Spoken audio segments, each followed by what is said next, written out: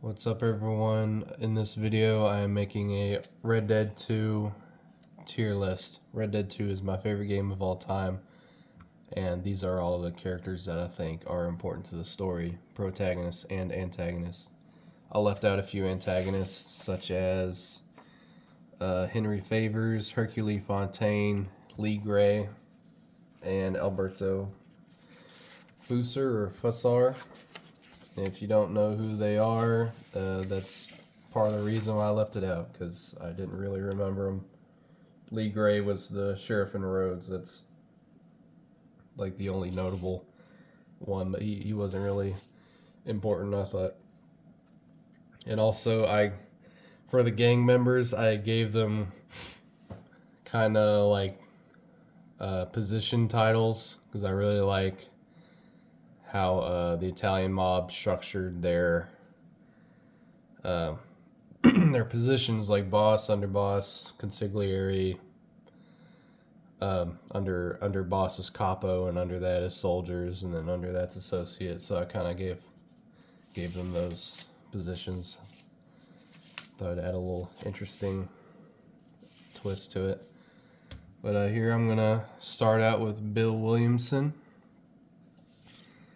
Little information I wrote down. I picked him as a capo. He is a big dumb guy, and his horse is super cool. He's got one of the really big war horses, and he's basically there as like a reliable gun to have on your side on their missions and all that. That's kind of like the extent of him. He's just a big dumb dude. So I like Bill, but he doesn't really add to the story very much. I'm gonna put him in C. Charles Smith. He is loyal to his morals. He's very wise. He's not that old, and he's very wise. I really like that mission in the beginning where he teaches you how to use the bow. That was really cool. He is a voice of reason a lot of times, especially when dealing with the Native American tribe later on in the game. And he seems like a reliable friend to both Arthur Morgan and John Marston at different times. And you see that especially with John later on. So I'm gonna put him in A. Charles Smith. Up next, Eagle Flies. He is the son of Rains Fall.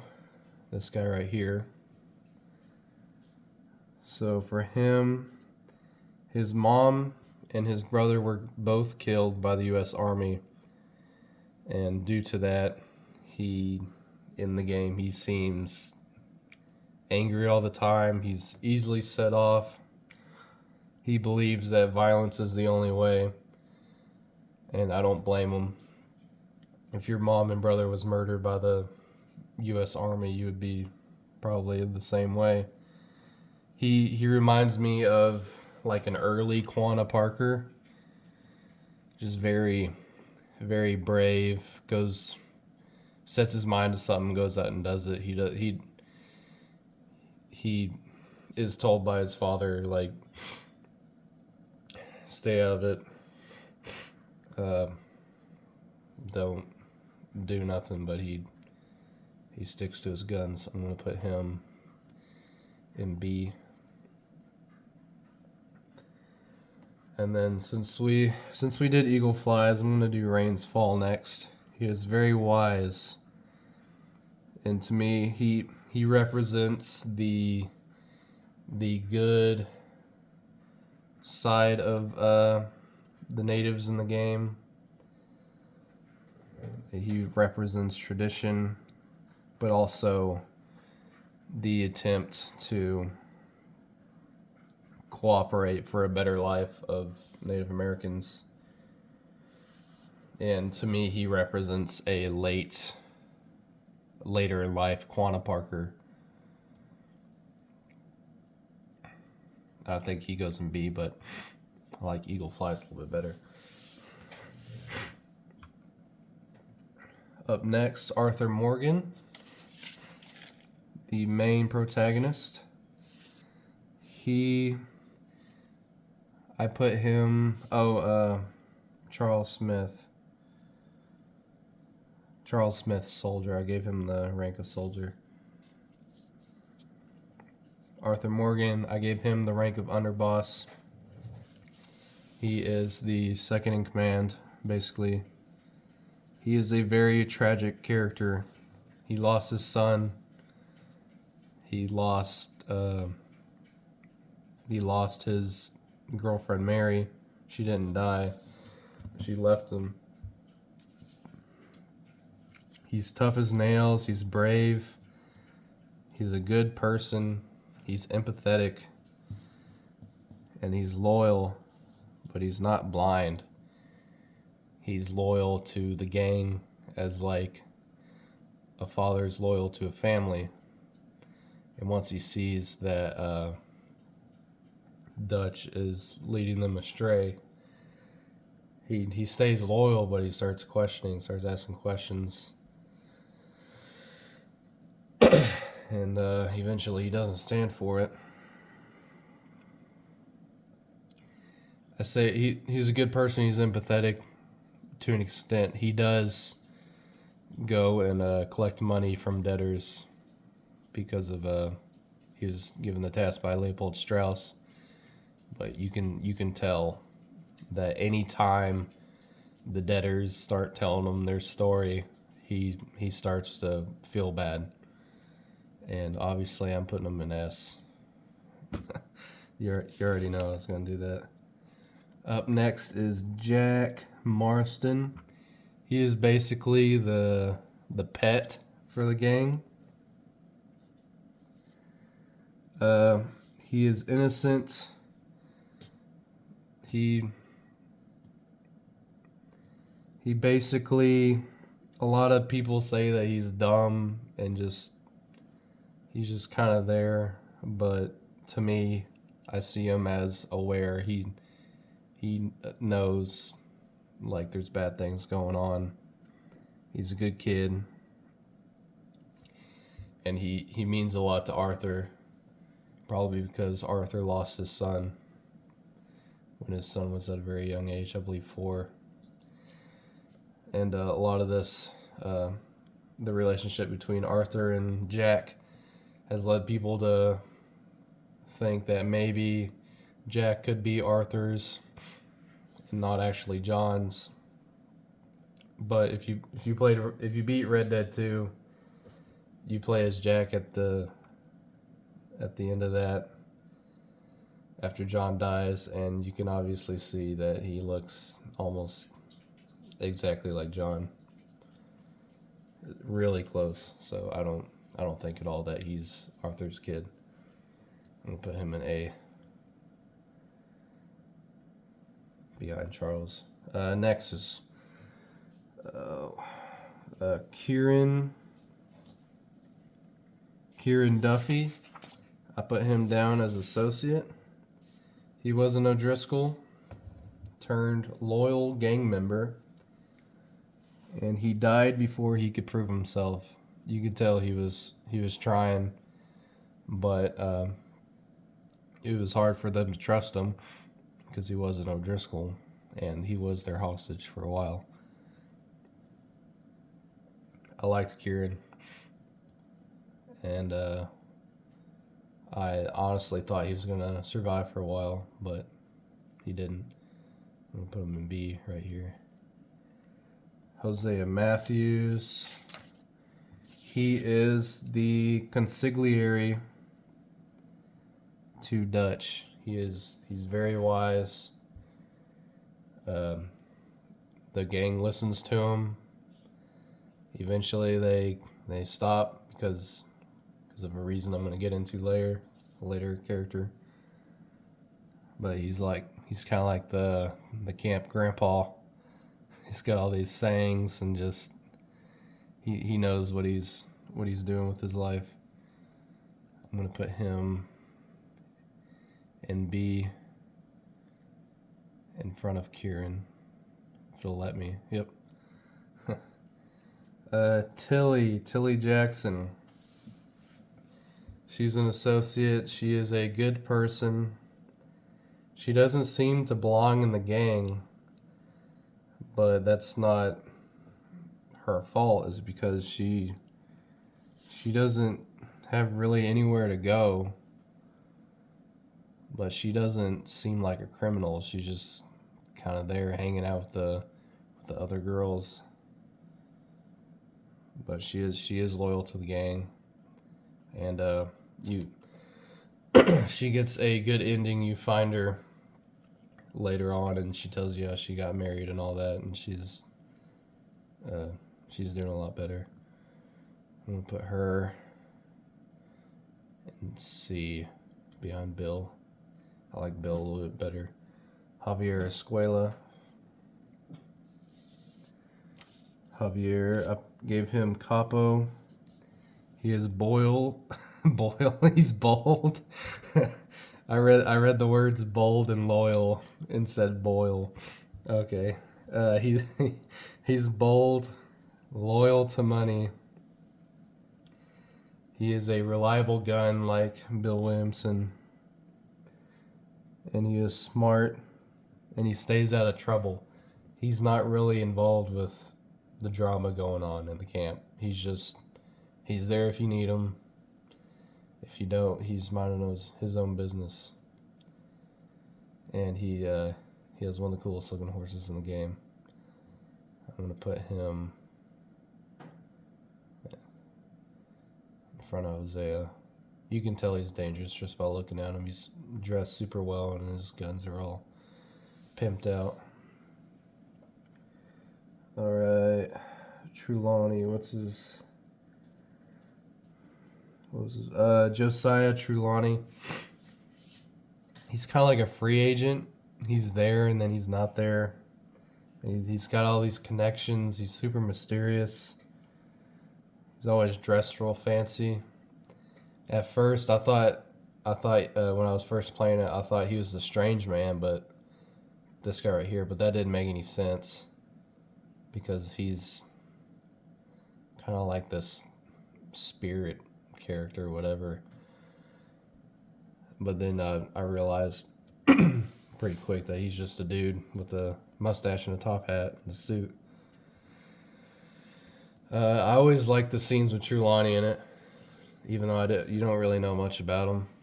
I'm going to put him in B behind all these guys right here. Colm O'Driscoll. In my opinion, he is the best antagonist that is not Micah or Dutch, like outside of gang relation stuff. The Vanderlyn gang. His death was very satisfying. That's one of the most memorable missions in the game, is that hanging scene. A little backstory. Dutch killed his brother, so he killed Dutch's lady, Annabelle. This is before the game is set.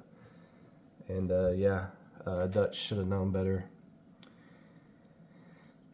You kill someone's brother, back then, they're going to get you back. The O'Driscoll name is always present in the game. You're always hearing about O'Driscolls, and I really like the character, and like anytime I'm in a mission, they start talking about O'Driscolls, I know there's going to be a cool shootout or something's cool going to happen. I'm going to put him in A in front of Charles. Karen Jones, associate. I mean, some of these characters you could just say they're like groupies, but I didn't want to do that, so I just put her as associate. She's bold, kind, funny, easygoing. She is a fun character in the game. She's kind of like the ringleader of all the ladies besides Molly and Grimshaw.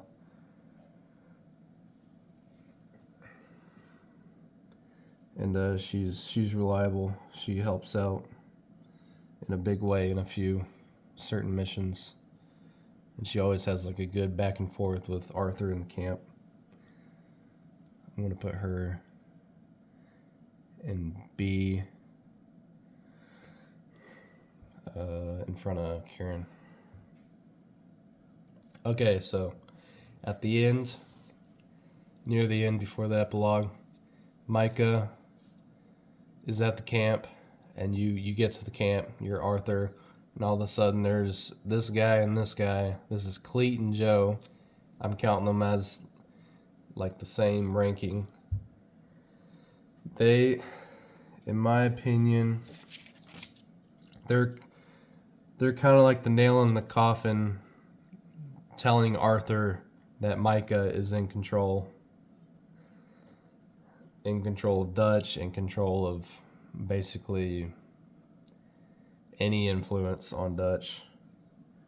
Them coming in heightens the tension for sure, and they're super sketchy. The gang is already kind of like, a lot of them are gruff and tough looking, and these guys are just straight dirty and sketchy. So their characters specifically wouldn't rank very high, but what they represent, I'm going to rank them a little bit higher. Put them in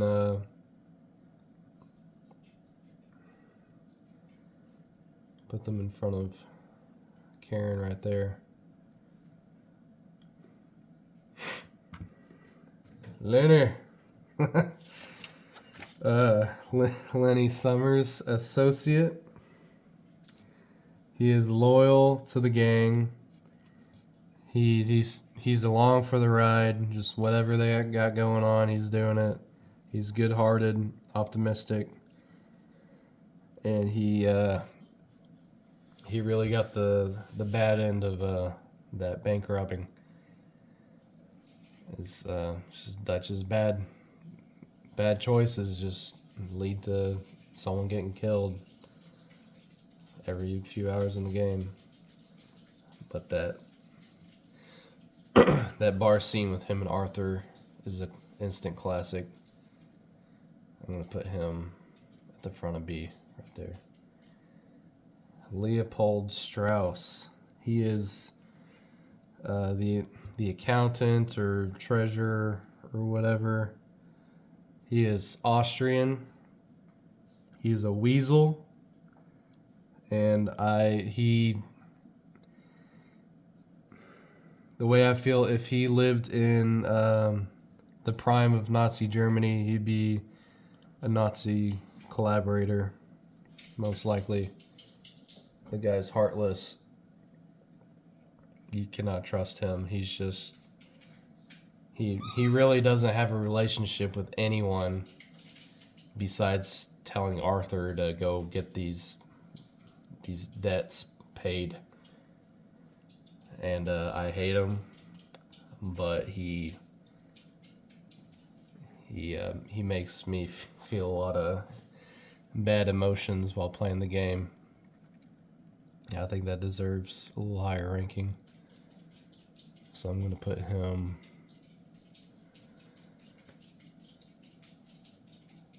I'm going to put him in front of Javier. Mary Linton. She is Arthur's old flame. His gang life pushed her away. She is a reminder of the life Arthur could have had. And he could have been a lot happier if he just straightened out and became a normal person. And then she sees him again, and they kind of argue a little bit. But you can tell they still really care about each other. I'm going to put her in A because of the impact she has on Arthur. I'm going to put her in front of Charles. This one, Mary Beth Gaskell. She's just kind of there. I feel like she's just there for added greet antagonize moments in the camp. She didn't really, unless I'm forgetting, she didn't really do anything, in my opinion. So D. Pearson. I like Pearson, Simon Pearson. He's the cook for the gang. He is a good-hearted dude, and they need him. He cooks all day for all those people, and he is unappreciated. He's not out shooting people, but he's still loyal to the gang, and he's cooking good enough food for them not to be complaining all the time. I don't ever hear complaints in the game. He was being a jerk to Sadie a little bit at that one point, but she was kind of new. He didn't really know her, so he probably felt like he didn't really care. But I like Pearson. I'm gonna put him in A, in front of Jack, right there. Andrew Milton. He is smart, a worthy opponent to the gang. He was a leading Pinkerton detective focused on justice. He was an antagonist, but he was not a bad guy. Not like an evil guy. He did still play dirty quite a bit, but from his point of view, he's a government official tracking down murderers and bank robbers. But what stood out to me is that when he stumbled upon Arthur and Jack while they were fishing, you know he knew that Arthur was a gang member. You could tell, but he didn't shoot Arthur on the spot, probably because Jack was there. And I think that deserves a higher ranking. I'll put him in A, behind Charles right there. Since I did Milton, I'm going to do Edgar Ross. This is an evil man. And I think if he was there without Milton, he would have shot Arthur for sure. And then probably just left Jack or took Jack to the nearest town and handed him over to the sheriff or something. And he's basically worthless. He's Milton's little sidekick until Milton's out of the picture, and then he becomes the big man and just acts exactly how you'd expect him to act. In this, in Red Dead 1, I'll give him a higher ranking, but in Red Dead 2, he's just kind of there. But I kind of like the way they handled it, letting Milton take the reins for the story progression. I'm going to put him in C right there. Dutch Vanderland, he is the boss. He is confident, and he is a traitor. He betrayed his entire gang by listening to a snake. He is akin to a cult leader. I feel like he has a lot of similarities to a cult leader like David Koresh, who he basically had his teachings. He's like just follow me. I got a plan. I will take you to salvation. That's David Koresh right there. And then when you question him, he's calling you a sinner and all this bullcrap. Dutch didn't call people sinners, but whatever. I'm putting him in S. Behind Arthur. Up next, Angelo Bronte. He is a crime boss in Saint Denis. He's very untrustworthy. One good side is the last mission he's in was very fun. Getting a mission where you have to get Jack back. His death was very satisfying. And Dutch had a crush on him, for sure. Yeah. But him as a character, I didn't really care much. I thought he was annoying. I'm going to put him behind Edgar Ross right there. Uncle. Uncle is a lazy old man. He is worthless. He doesn't do nothing. And he's got lumbago. and and a lot of people think he might be Red Harlow. I don't know. I'm not totally convinced.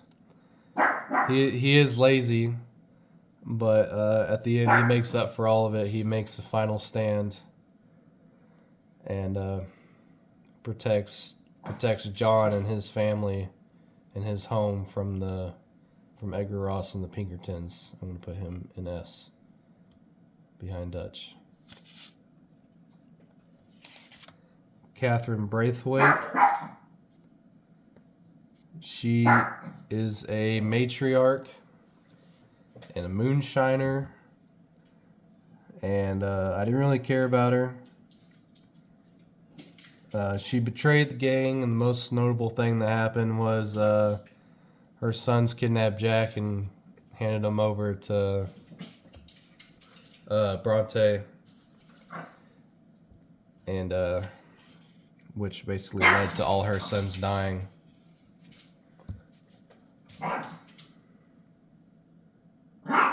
And her death was very satisfying.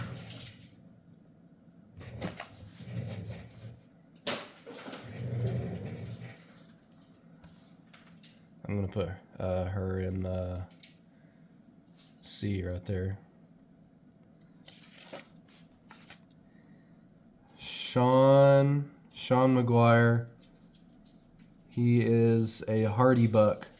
He is bold, funny, brave, and gone too soon. I loved Sean. He was one of my favorite characters. He's definitely A in front of Colm. Come on, Driscoll. Okay, Blind Man Cassidy. Who is he? He tells riddles. Is he a guardian angel? Maybe, I don't know. He's just some blind dude that asks for money and then tells you cryptic whatnot sayings. But I like it. I'm gonna put him at the top of B right there. He's very, very ominous. He'll say something that'll just kind of creep you out, especially your first playthrough, and you don't know what's gonna happen. Mrs. Grimshaw, Susan Grimshaw. She is the gang mother, and she's a narcissist. She acts like everyone needs her. She thinks that everyone needs her, when in fact she's just there. She's like a stool at a table that you don't use, or something. And she kills Molly for no good reason.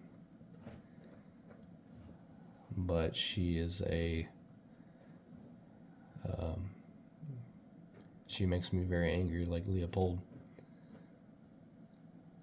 I'm going to put her in front of Leopold right there. Alright, John Marston. He's a soldier. He's a good person. He is the underdog of the gang. Early on, he is a bad dad. He doesn't really have anything to do with Jack. But then he turns into a family man. You realize what's important. He's kind on the inside, tough as nails on the outside. He's loyal to the gang, but more loyal to his family. He's very stoic. He built an empire, which is his house and his family.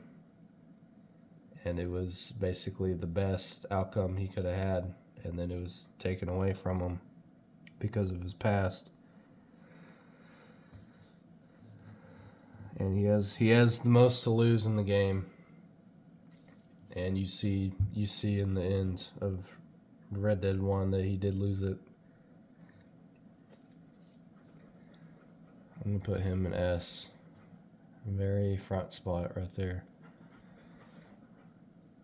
Okay.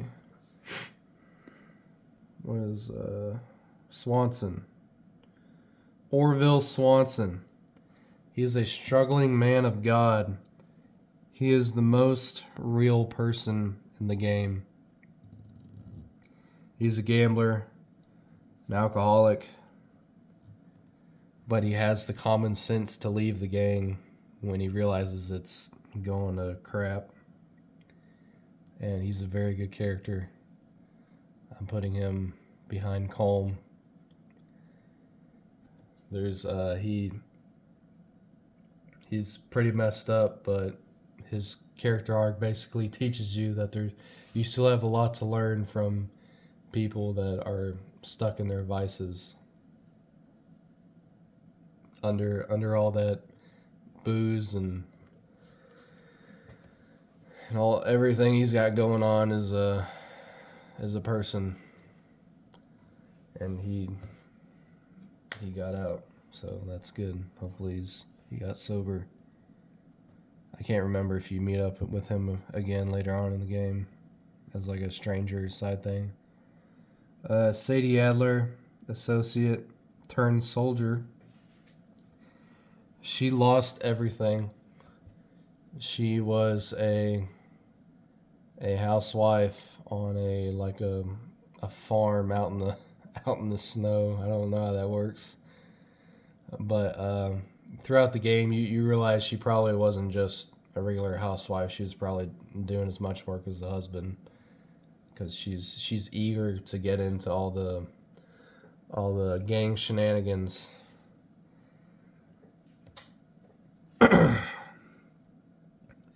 She lost everything but gained an entire world. Her world completely changed. She's a widow turned death's head moth. And she is the last living true outlaw in the game. And I believe she became a bounty hunter. I'm putting her in S in front of Dutch right there. Leviticus Cornwall. He is a looming threat throughout the game. And he adds to the tension of like any time the Pinkertons are around, you got a feeling it's due to Cornwall. But he didn't really amount to much. I thought he would have a lot more to do in the game. I'm going to put him in D right there. Molly O'Shea. Molly O'Shea was Dutch's lady. She is indifferent to the gang members.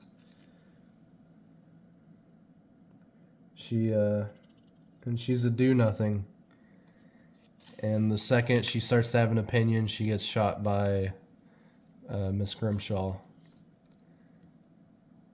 But she's a little bit more interesting than these other two. I'm going to put her in D. Abigail Roberts.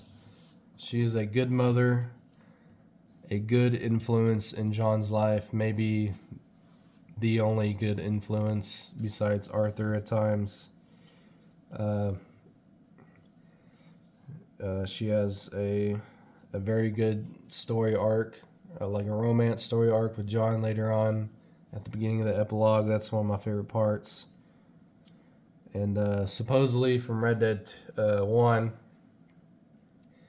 Javier Escuela and Dutch had quite a few things to say about Abigail to John, about her getting around, but I don't know if that's true or if they're just saying that.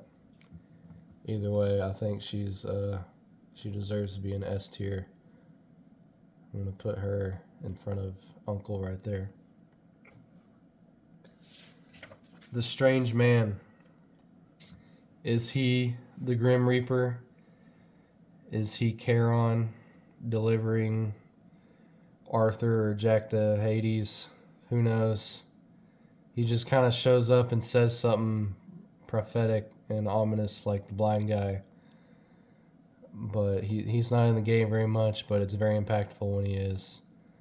I'm putting him in A in front of Pearson. Right there. Finally, Micah Bell. He is a soldier who becomes the underboss as well as the consigliere. He gets in Dutch's ear and pushes out every other person. Pushes out Arthur. Pushes out Hosea. Wherever he is. Yeah, right there.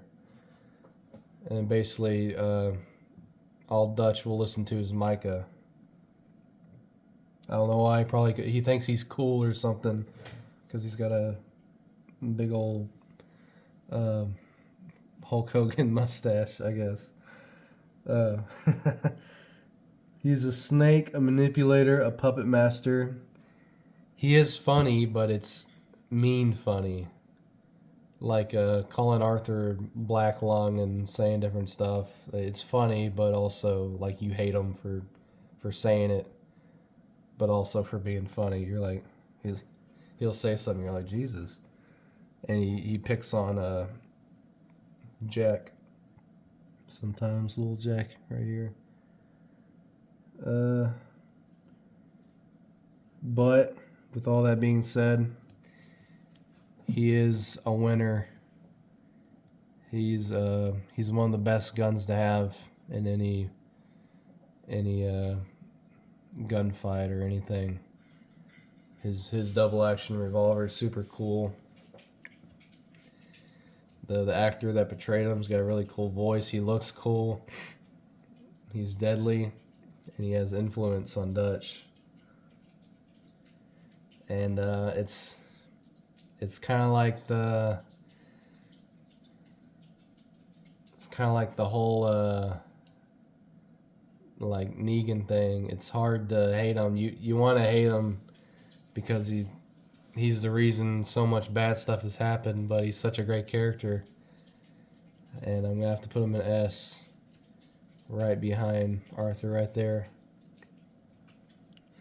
So that's all the characters. Not a single character in F. Didn't really plan for that. But thanks for watching. I hope you enjoyed it, and I'll see you next time.